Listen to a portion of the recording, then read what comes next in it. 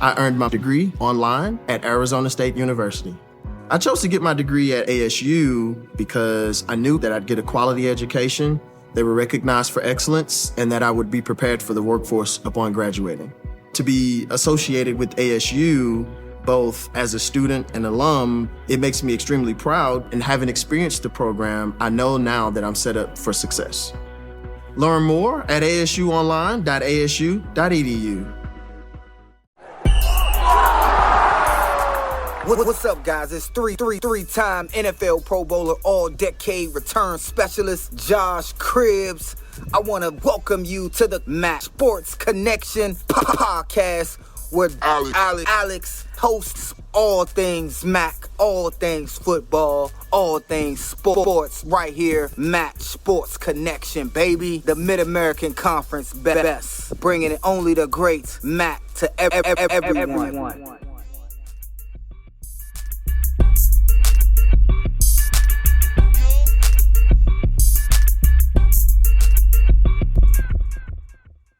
Welcome back, everyone, to the Mac Sports Connection.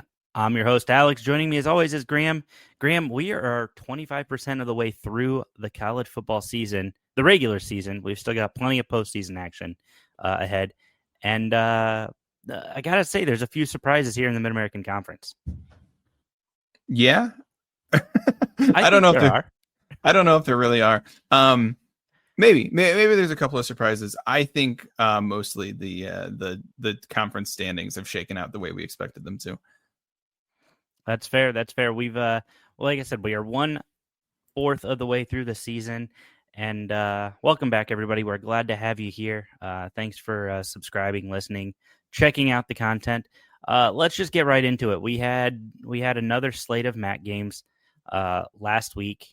MAC didn't fare as well as, obviously we might hope.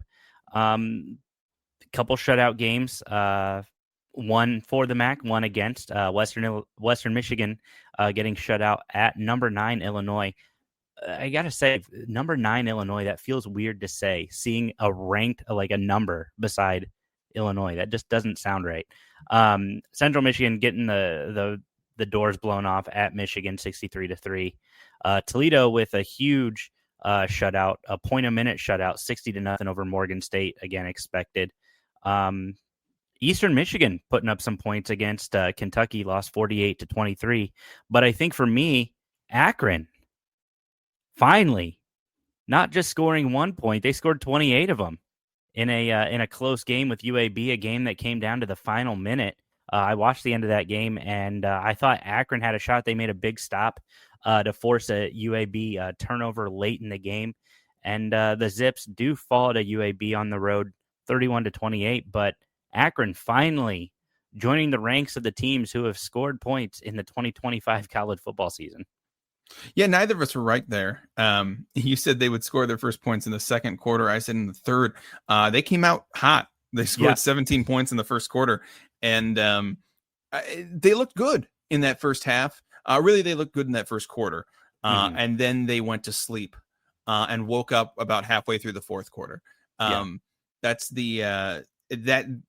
it's killer. It's killer. I don't know, when you go into UAB and you're trying to come up with a victory where you are the underdog, you can't go to sleep for 3 quarters. No, that's not how it works. And I mean, Akron played great for a quarter, and for a quarter looked like one of the top teams in the MAC, and then for 3 quarters looked like Akron. Yeah, and I think you're spot on. I think the defense, looked, the offense looked great for a quarter. Defense looked great for the second half. I think when we look at it that way, that's I think Akron, if they can figure out how to get both to work together for 4 quarters, that they could have something pretty great. But the defense, with a shutout in the second half, I got to give Joe Moorhead's staff props there. But you also got to take away some of those props. The offense didn't do anything the second half. It was that fourth quarter touchdown and the 2-point conversion that was in fact converted that made it a 3-point game. But yeah, this offense fell asleep after that first quarter. And you got to find if you're Akron, you got to find some way to build off of that. I think losing a 3-point game on the road to a team that was supposed to beat you by 2 scores. I think that there's something you can build off of, but the grumbles online are getting more and more intense on ending the Joe Moorhead era. And I think Akron fans have a right to be upset. Yeah, you're right. The Akron defense, with the exception of a couple of drives, looked pretty strong in that second half. But I think you and I have been on opposite ends of this Joe Moorhead spectrum in terms of our expectations for the coach. Akron's a really hard place to coach. Yes. It has not a ton of institutional support. It has almost no student support, and it has very little backing in terms of financially and otherwise. So it's hard to come into a place that has a detriment of talent and a lack of support and be successful. And I think that's overcoming that is very difficult. It takes a very special coach. And Akron has not done a great job of finding those special coaches. There's been a couple recently that I think could have gotten a little bit of extra time with the program, but it's really hard. It's really hard to win at Akron, and somebody needs to come in and be creative, because the normal playbook, both on and off the field, just doesn't work in a situation like the Zips. No, and I think that's incredibly fair to look at Akron that way. And you guys will be hearing more about the Zips from us, obviously, throughout the year. Speaking of the other team in Northeast Ohio, Kent State looked pretty good against Buffalo. Actually held a lead on the Bulls there at halftime. And I think for me, what doesn't surprise, Kent State scored in every quarter of this game, which for Kent State, that's miles ahead of what I thought was going to happen. For them to have a lead on Buffalo at halftime, impressive. Ended up losing 31-28. Buffalo's defense, it was okay. Taquan Robertson needed this game, needed kind of this grinded out game, and he found it. But I gotta say, kudos to Kent State. This was a positive turning point for a program that has just been not just losing to MAC opponents, but they've just been getting dog walked by conference opponents the last 2 seasons, and finally maybe a little bit of positive building blocks for Kent State to use out of this game. Yeah, Kent State took the home field advantage and kind of rode with it in at least in the first quarter. And then Kent State looked consistent throughout the game. Mm-hmm. Buffalo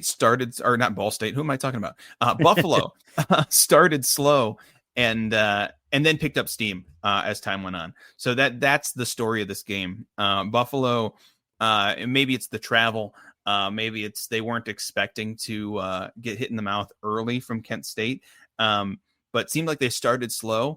But following that, Buffalo had a great game, especially offensively. And so when you talk about that side of the ball, Robertson ends up with the MAC Offensive Player of the Week. He threw for over 300 yards. Yeah. So had a pretty decent day on Saturday, despite the close score. I think we want to talk about maybe Kent State is more than we thought they were. Let's throw those thoughts away, Alex. Throw them away right now. They are not. I really want the Flashes to be good. I want them to come out, and I want them to be competitive in the MAC. It's not going to happen this year. I would much rather talk about Buffalo, who's a team that I had picked preseason to be in the MAC championship, and they've got me worried. They don't look as strong early on as I wanted them to, but coming away with close victories gives them a chance to develop. I wouldn't cast off your hopes for the Bulls quite yet.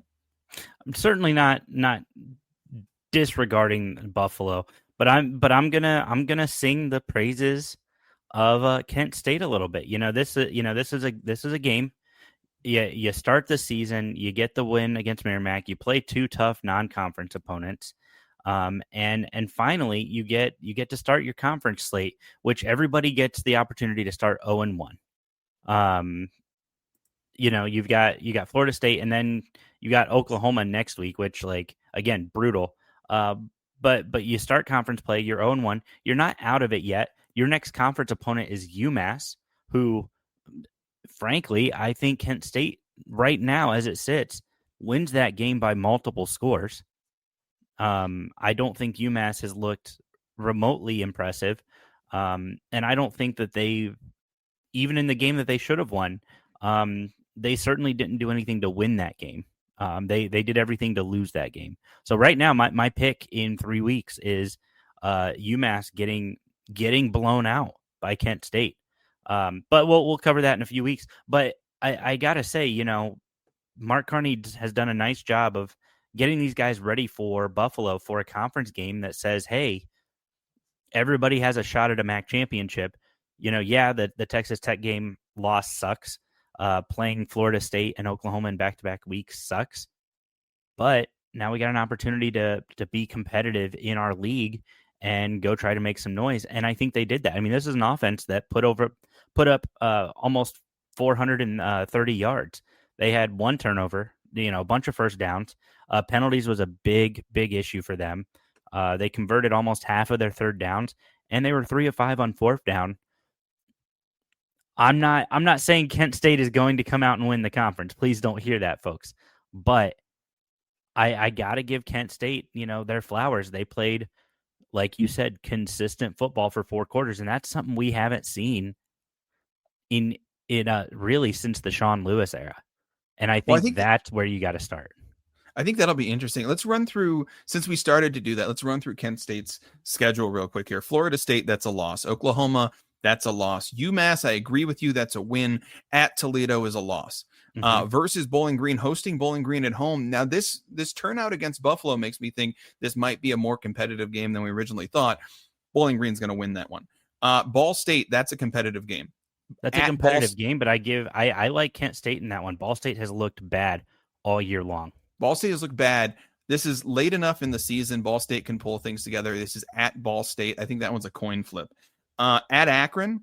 Now that's the question here. I think this is already an interesting game. Wagon wheel on the line and everything.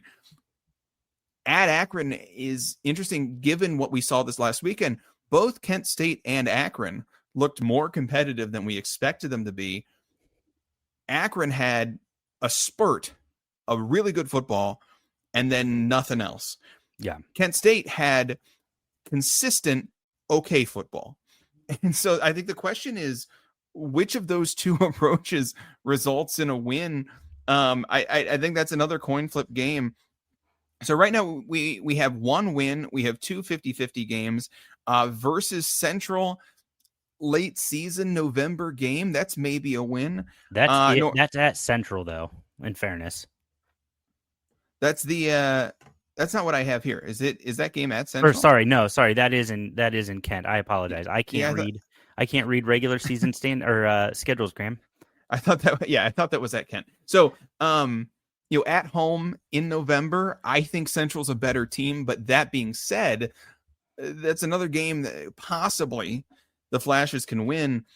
At Northern Illinois, I don't see that being a victory for Kent State. So, what we're looking at here is potentially 4 more wins for the rest of the year, which would put them at 5 wins total. That's not bad.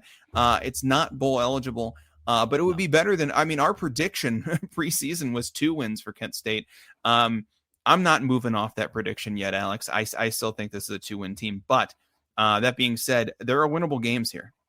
I think right now, if it's me, if you can place any sort of bet on Kent State plus 1.5 wins this year, I think you do it. But then I also think if you're feeling froggy, place a bet on Kent State plus 2.5 wins right now. I think Kent State can do it. I don't know anybody who's offering Kent State futures, but that's if you got Go a do it sports right book that'll now. let you Go do that, back go in for it. time. Get in your DeLorean, travel back to the future, and do it. No, I again, I say all this for Kent State. Lots of things to figure out. But I think that they're starting to figure it out. But one thing I'm seeing out of Kent State is they're playing like a team, and we saw that with Buffalo. Yes, they're not flashy. They're not coming out and, no pun intended. They are very much coming out and playing as a unit against similar quality opponents, and I think that's a good thing. And that's a huge step in the right direction for a Kent State program that has been 1-23 the previous 2 seasons. Well, no, this is certainly a big step, and an opportunity to say, maybe Mark Carney is earning this job, but it is a question mark here about whether or not Kent State is what they seem to be against Buffalo. Mm-hmm. So I think we keep our eye on Kent State going forward. A team who I thought we were going to have to divert our eyes from, we're now going to focus a little bit of attention on. Yeah, well, and I think that's always that makes it fun for us talking about the program, talking about the conference. It's fun to kind of say, hey, this team's kind of coming out of the woodwork a little bit, and yeah, they're probably not going to win the MAC, but like they're at least fun to talk about. So I'll give them that. We talked about Ball State there briefly for a second. Do you know Ball State is 4th in sacks in the country? Well, that's a stat I did not know. Wow. That I was looking at that. I saw Mick Tidrow. Shout out to Mick Tidrow. Was posting that. There was a couple changes. Ball State is 4th in the country as a team in sacks, and when you look at total sacks in the country, Nathan Voorhees sits there at 3.5 in the country. 3.5 total sacks. Yeah, 3.5 total sacks. Sits at tied for 6th in the country, but he leads the Mid-American Conference. Yes, he does. Yeah, that's the when we're talking about the defensively. I don't know that we would talk about how great Ball State has been as a defense. No. But I mean, given their position in the MAC right now, they're 1-2 overall. With this win against New Hampshire, which was a way closer game than it should have been. Mm-hmm. At least you can hang your hat on the fact that your defense is about the middle of the conference. And talk about those sacks. Let's talk about Nathan Voorhees. Let's talk about the way that this defense could be a bright spot on a team who they've not looked great so far. Yeah, this has been, and you knew coming into this season, Ball State was going to have their hands full with kind of figuring things out. But I gotta say, I was impressed with kind of some of the stuff Ball State. Yeah, like they didn't do much scoring in the second half. In fact, they did almost all of their scoring in the first half. They just had 6 points in the third quarter. But the defense stepped up and said, "Hey, we're winning this game. It's New Hampshire, not a prolific program, especially at the 1AA or FCS level." Wow, I said 1AA. What is this, 2007? And I just gotta say I like the direction Ball State is going. This is not a program that we saw this program continue to get worse and worse after their MAC championship season back in 2020. You've got to start from somewhere, and I think right now, slowly building off of a win over even an FCS is momentum, and you take that, and it's a building block. Yeah, I mean, Ball State undefeated at home right now. we can send that postcard out. That's the Ball State currently undefeated at home.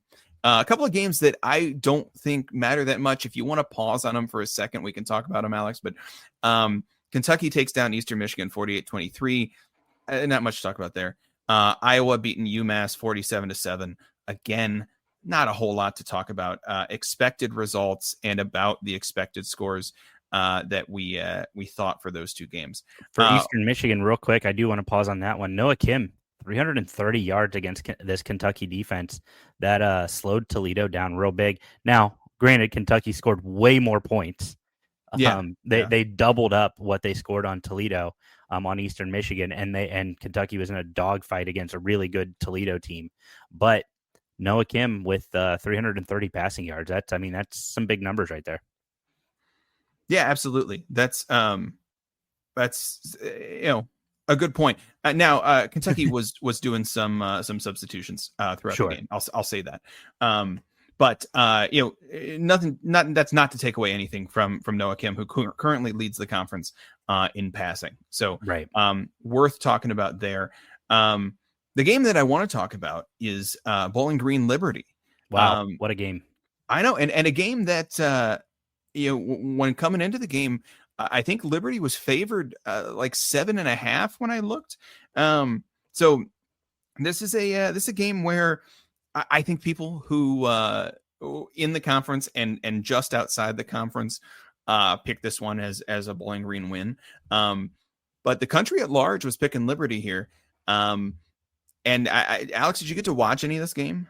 I watched bits and pieces of it. They had this on when I was down at Ohio State. They had this on in the press box. They had a couple of different TVs, and we'll talk about that here in a minute. But what I did see was a Bowling Green team that is similar to Kent State. They just played relatively consistent. The defense was incredible, and I had a feeling the defense was going to be a strength for Bowling Green this year. Defense played well above my expectations. Yeah, I think we're going to have to start talking about this Bowling Green defense. They have done an excellent job in terms of that side of the ball this year, and they're not giving up a ton of points. They're only averaging 18 points per game, points allowed per game, that is.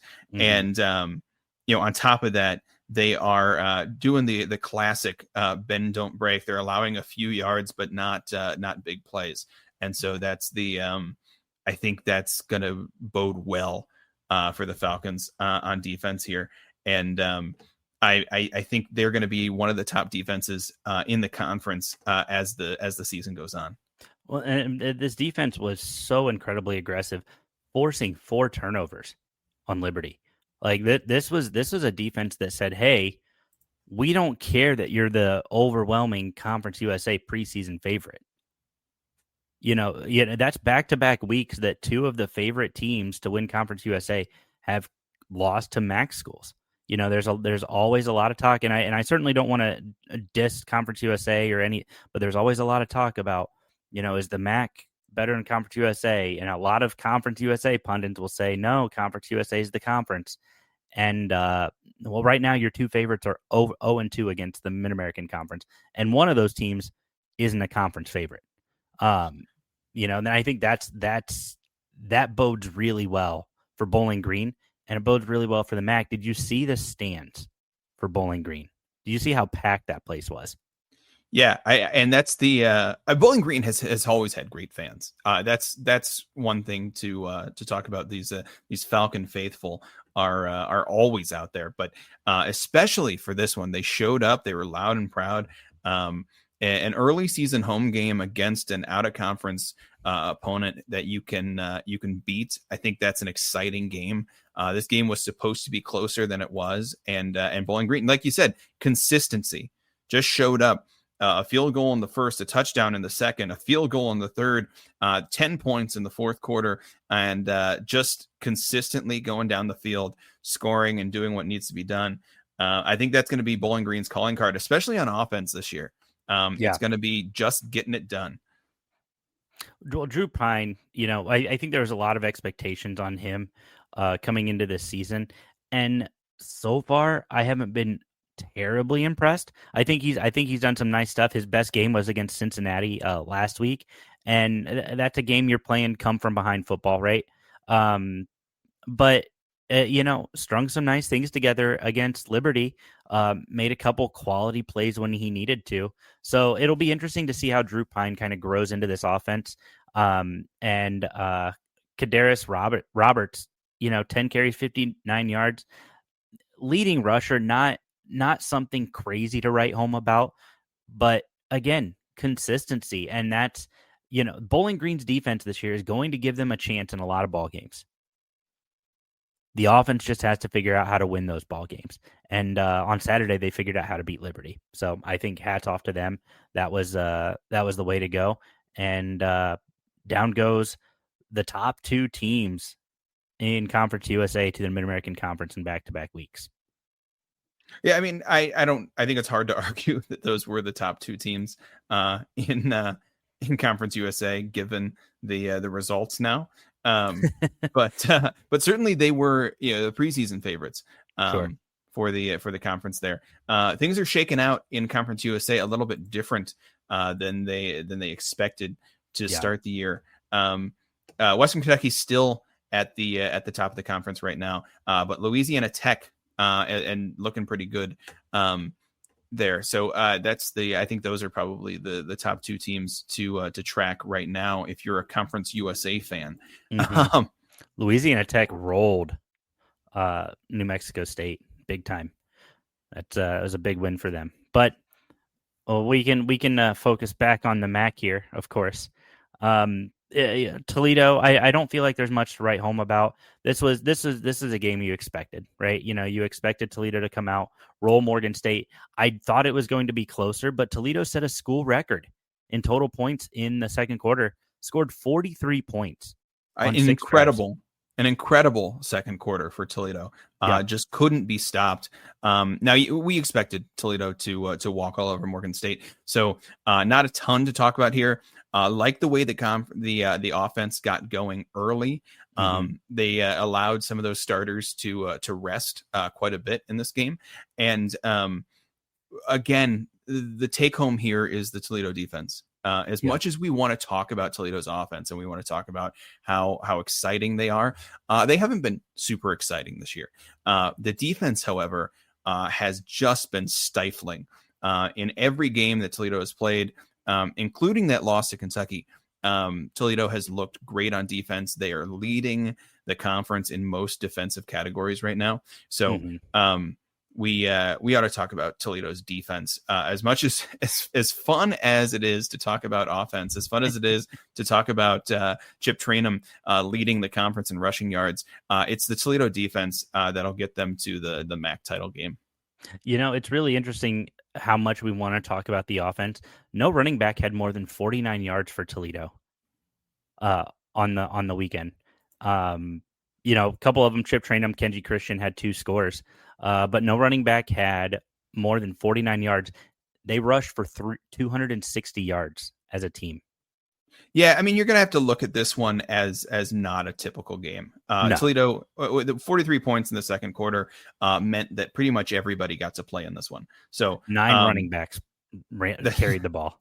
That's Chip Trainum ended with 44 yards, but only on 11 carries. Everybody got a chance. So that's a great opportunity for young players to get in a game, to kind of get their feet wet in college football. But we had 3 quarterbacks playing. We had 6 or 7 running backs out there running, a ton of different receivers, so many receivers in this game for Toledo. So I wouldn't put too much on the overall stats here. This one is about the final score, and it's about how the team looked, and I think the team looked good. Toledo defense held Morgan State to 56 total yards and 4 first downs. Yeah, I think the takeaway here is Toledo came out and got their business done. I don't think there's so much more that we can take from this one. Alex, you got a chance to go down to Columbus, although for you it's more like across to Columbus, crossing down, this weekend and check out that Ohio State game. So I'm going to let you take it away a little bit here. How did that game look? Man, I got to tell you. So first off, I wanted to shout out the security guard Scott, who we got to interact with and hang out with while the teams were warming up. Wanted to shout him out. Said he would check out the show. So I promised him I would give him a hey and thanks for stopping by. But in all seriousness, I mean, this was a great game. If you're Ohio State fan, if you're an Ohio fan, this was a dogfight for 2/3 of the game. The Bobcats played a lot of bend don't break defense, had a couple of red zone touchdown passes broken up. Like Tank Pearson looked excellent in the red zone for the Bobcats. Broke up a couple Jeremiah Smith touchdowns, which was unreal. I was there a couple years ago for Toledo versus Ohio State, and it was really interesting watching the Horseshoe get really quiet on third down touchdown pass breakups. Ohio had a big sack on a fourth down to prevent Ohio State from scoring. Like they're just the Bobcats defense carried over what they had done the week before against West Virginia, and they played Ohio State to a 13-3 halftime game. Ohio State obviously with the lead, and then immediately after the break, the Bobcats come out and Parker Navarro comes out and throws a touchdown pass. It's like a 67-yard catch and score, and Hendricks not only caught that ball, but he, like, if you watched any of that highlight clip, Graham, he broke away from defenders. Like, he shoved off defenders trying to tackle him as he gets into the end zone. And Ohio makes it a 4-point game. That's as close as Ohio would get the rest of the way. Ohio State added, I believe, 10 more points in the third, and then just said, "Hey, we're done toying around. Let's get it done in the fourth." But I gotta say, I was worried that this Ohio defense was going to be one of their weaknesses. And I think after the last 2 weeks, I'm getting a little bit more on board with this Ohio defense being something that we don't have to worry about as much. Yeah, certainly Ohio, the story is going to be their offense, especially as we get into conference play here. But their defense, it has stood up. This is it's the like 5th or 6th best defense in most categories in the conference. And that's good enough for a MAC championship, guys. That's this offense is prolific, and against teams who aren't named Ohio State, you can really see that. We saw bursts of it against Ohio State this weekend. So not to say that this offense didn't show up this weekend, but Ohio State has maybe the top defense in the country. And so the fact that we saw bursts of offense from Ohio should bode well for conference play for the Bobcats. The defense, to me, is good, not great. I think that's what I see from them. But you're right. I mean, the holding Ohio State to 37 when a lot of people were saying this game is going to be 50s, 60s. I think that's worth walking away from. I'm sure the Bobcats players don't feel the same way. I'm sure they wanted to come in here and score that upset over Ohio State, but a pretty good job by the Bobcats here, and a good showing for the conference. The Bobcats have scored more on Ohio State than Ohio State's other two opponents combined, one of them being Texas. So, I know that we joke about, what to hang your hat on as MAC fans, but the Ohio Bobcats scored more on Ohio State than the Texas Longhorns did, and Texas was the former number 1 team in the country. So, I don't know, something to hang your hat on if you're a Bobcats fan.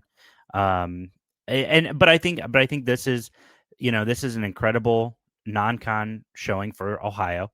1-2, which isn't stellar, but a 3-point loss at Rutgers, a 28-point loss at the number 1 team in the country, who really good chance at repeating as college football national champions.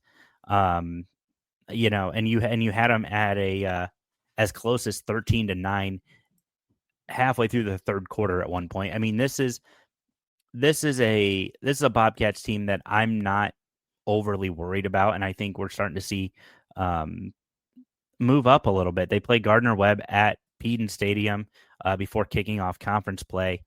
But I got to tell you, there's something really cool about being in the Horseshoe. Anybody who knows listening to this show, I did not grow up a big Ohio State fan. In fact, I wouldn't even say I grew up an Ohio State fan at all. I there's something cool about being in Columbus. The Horseshoe is a great place. It's one of the cathedrals to college football, and I mean it's a great venue, and I had a great time. Shout out to Jerry Emig, the sports information director at Ohio State, for allowing me to come down to do some coverage. I really appreciated that opportunity, and it's a great facility with some great football, and we got to see that on display. So can't be too upset with how the Bobcats performed. They came out, they gave it their all, and now it's time to slowly turn your attention towards conference play. That's right. We're starting very slowly, starting to get some conference games. Alex, what's coming up this next week? Man, this next week, so I'm excited for this next week. We're finally seeing a few more teams come back. UNLV is playing Miami, Ohio, which I think might be my game of the week, the game that I'm most excited to watch. You get Wagner at Central Michigan, Kent State at Florida State, Ball State at UConn, BG at Louisville. An intriguing game. I think Louisville wins that one, but that one's an intriguing game. Louisiana at Eastern Michigan. This is part of a home and home between the two programs. Troy at Buffalo, and then Gardner-Webb at Ohio. Northern Illinois at Mississippi State. Again, Mississippi State, who Toledo beat last year. Duquesne at Akron. Akron's shot at their FCS win. And then Toledo getting some conference action going. They start their conference schedule with a trip up to Kalamazoo to take on the Broncos of Western Michigan, sitting at 0-3. That should be a good one. That's on at 3:30 on ESPN Plus on Saturday. And of these games, I think you're right. I like Miami UNLV. I think that's an interesting game. Miami so far not the team we thought we were going to see to start the season. So an opportunity here for Miami to prove that they are in fact better than we think they are. I really like the concept of Northern Illinois giving Mississippi State another MAC loss in 2 years. Man, how great would that be? Mississippi State right now, the favorite, the Mississippi State sitting at 3-0 right now, a far cry from where they were a year ago, in fairness, but sitting at 3-0, they've played some quality football. They got a win over Southern Miss. They beat number 12 Arizona State, and then last week Alcorn State.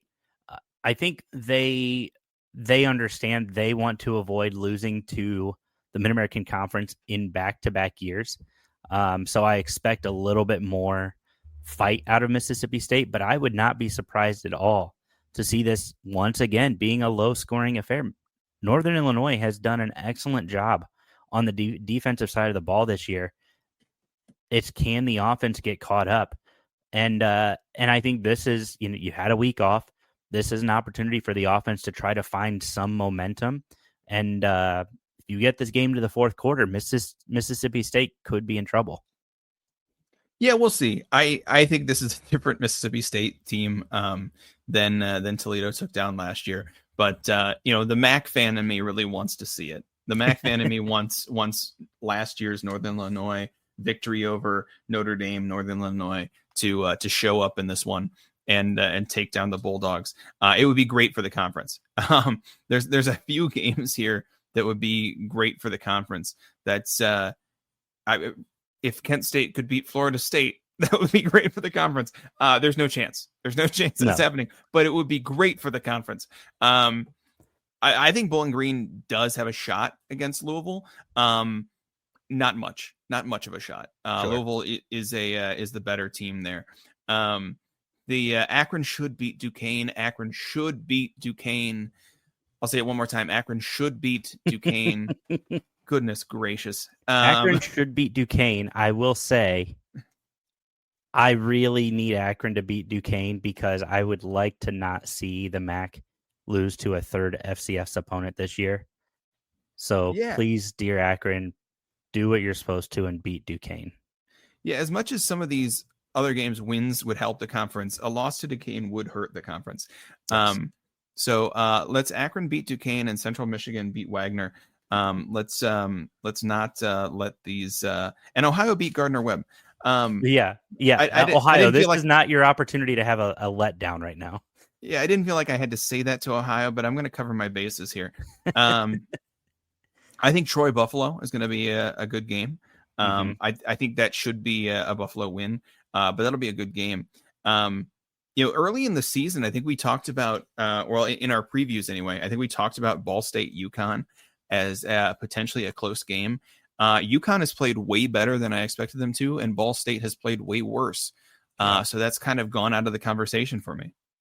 Yeah, I mean, obviously, a win for Ball State would be massive. UConn, in fairness, did lose to Delaware in their first year as an FBS program last week. So as great as UConn has played, I mean, they've had great offense. They lost a close one at Syracuse 2 weeks ago.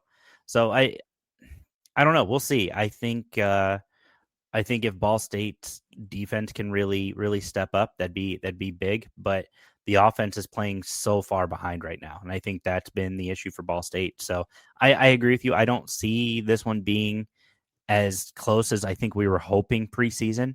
But this win right here over UConn would be great for the MAC. Well, and we get Ball State back on track. That would be nice. So I think my game of the week, if you're going to watch one MAC game this week, I think it's Buffalo Troy. I think that's that's the game I pick as my game of the week. I think if you are looking at conference play, well, there is only one game of the week, and that's Toledo at Western Michigan. But if you're looking at the entire slate and there's one game you want to highlight, for me, it's UNLV at Miami. UNLV coming into this game, they're 3-0. They've looked excellent this year. They just beat UCLA last weekend in the Rose Bowl 30-23. So I think UNLV, a Mountain West favorite, them and Boise State are kind of the two teams that everybody's talking about to rematch in the Mountain West Championship. A win over a Mountain West favorite would be incredible, not only for Miami, but for the Mid-American Conference. Well, I think that'll do it for us this week, Alex. I think that's going to do it. If guys, MAC fans out there, make sure you watch your team this week. Also, watch another MAC game. We've heard some of you talking online. It seems like you haven't watched another MAC game this year. Get some ball knowledge. Come at us with something harder than your homerism, and maybe we'll take a loss to you. But so far, y'all only know your own teams. So watch another game other than your team this week, and come at us hard on the socials. Alex, where can they do that? Well, you guys can come at us, actually come at us hard and, do a little homework over on Twitter X at the MSC Podcast, adding some content on our Blue Sky at the MSC Podcast. You can find us on Instagram, again, at the MSC Podcast. You guys are probably noticing a theme here. On Facebook at the MAC Sports Connection, and on YouTube at the MSC Podcast. You can also listen to the show anywhere podcasts are available, including on the Varsity app, which is downloadable for free in the Apple App Store, Google Play Store. Make sure you download that today and search up the MAC Sports Connection. You'll find us there, and hundreds of others incredible podcasts, as well as live broadcast of all of your favorite college teams. So make sure you guys are downloading that today. You can find us anywhere else podcasts are, including Apple Music, Amazon, Spotify. We're there. Find us. Leave us a review, preferably a 5-star review. But hey, if you think that we're 1-star, we also think that we're 1-star. So we'll listen to that, and we'll take your criticisms, and then we'll just have to come at you with more ball knowledge. That's true. We are a 1-star podcast. It's there's 1 star, and then there's Alex. That's right. The star is the Ball State helmet that you guys currently do not see. No, thank you guys so much. We appreciate the love and support. Thank you for all the love and support while I was in Columbus last week. Had a lot of fun with some of you guys on Twitter. I will always call it Twitter. Some of you are going to call it X. That's fine. I will call it Twitter forever. So thank you so much. Leave a like, review, subscribe, share it out, get other MAC fans to follow us. And that's going to do it for us, guys. Thank you so much for tuning in, and we will see you next week.